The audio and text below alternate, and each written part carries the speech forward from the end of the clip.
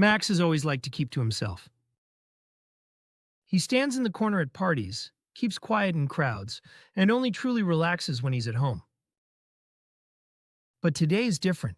Today, Max unwraps a piece of bright pink bubblegum, the kind that promises huge, magnificent bubbles.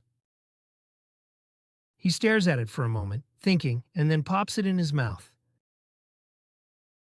Minutes pass. Max chews, savoring the sweetness, working his jaw. Then, feeling a little adventurous, he takes a deep breath and starts blowing. The bubble grows, stretching and shimmering, reflecting the world in warped candy colors. It gets bigger than his hands, bigger than his head. And just as Max wonders if he's gone too far, his sneakers start to lift off the ground. He gasps, but the bubble holds. Up, up, up he goes, past rooftops and telephone poles, through clouds that taste faintly of sugar. The world below shrinks. Wind tugs at his hair. There's no one else up here. Just Max, his bubble, and a sky turning strangely purple and blue. The first place Max floats over smells faintly of caramel. He drifts into the candy cloud kingdom, made entirely of fluffy pastel clouds that taste like spun sugar. Swirly lollipop trees grow in patches. Candy birds zip past, trailing rainbow feathers. A cotton candy cloud pulls close, and Max lets go of one hand to reach out, scooping up a sweet handful. He considers landing, but the bubble keeps floating. Below, he spots a marshmallow hill melting under a syrupy sun. Suddenly, a gust of wind blows hard. For a second, Max panics. But then he remembers, the wind is just air pushing, so perhaps he can steer his bubble. Max holds out his arms like sails, and soon realizes he can nudge himself forward, or back, just a little. It's not long before the ground below changes again. The candy clouds drift away, and now Max is gliding over the marshmallow mountains. They rise like giant squishy pillows, dotted here and there with licorice ladders and chocolate streams. Max is nervous.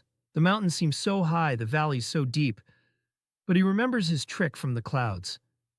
Edging his body, he leans just enough to dip his bubble lower. The smell of toasted marshmallow hangs in the air, oddly comforting. Down below, he sees a group of marshmallow creatures waving up at him. They bounce and beckon, inviting him to join their game. Max smiles, but he wonders, if he pops the bubble too soon, will he land too hard? He presses his palm gently to the sticky surface, feels it flex and give, but not break. He realizes he'll need just the right moment, to be close enough to land softly, but high enough to still see the way forward. Soon, yet another change comes. The mountains shrink away. A warm, fruity scent seems to rise from the ground itself. Max glides into the jelly bean jungle.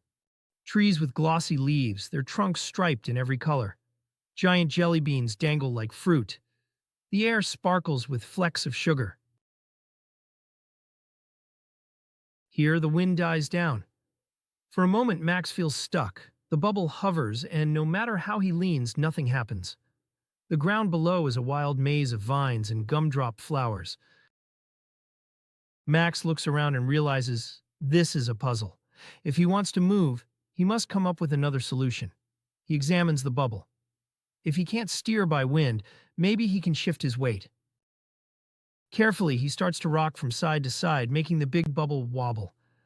At first, it's little more than a wiggle, but with each movement, the bubble dips lower, closer to the ground, towards safety. But there's another problem. The vines are thick, the flowers sticky. He needs to time his landing precisely, or risk getting tangled. Max's heart beats faster. He takes a deep breath, waits for the perfect moment, and bites gently near the side of the bubble. It's a delicate maneuver, but with a soft pop, the bubble releases him, and Max lands with a gentle bounce right on a bed of plush, lemon-yellow grass. With legs shaking and fingers sticky, Max looks around. The jelly bean jungle is strange and beautiful. But he starts to realize that, as amazing as the adventure has been, he wants to go home.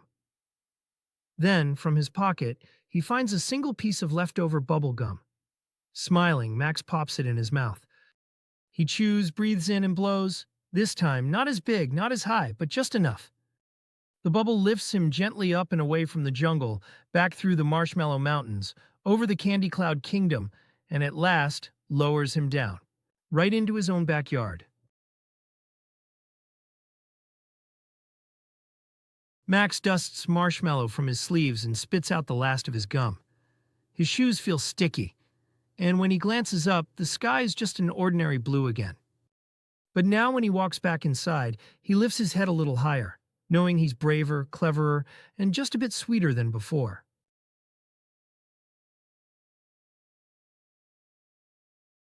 The next day at school, something felt different.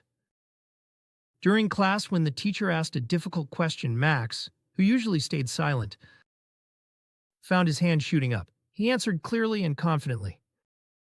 The teacher smiled, impressed. Even Max felt a little surprised at himself. The world still looked the same, but Max saw it, and himself, in a new, brighter light. The adventure had changed Max. He was no longer the boy who stood in the corner. He found joy in sharing moments and being part of the fun. Max was still Max, but now he was braver, bolder, and a little bit sweeter, ready for any adventure life might bring.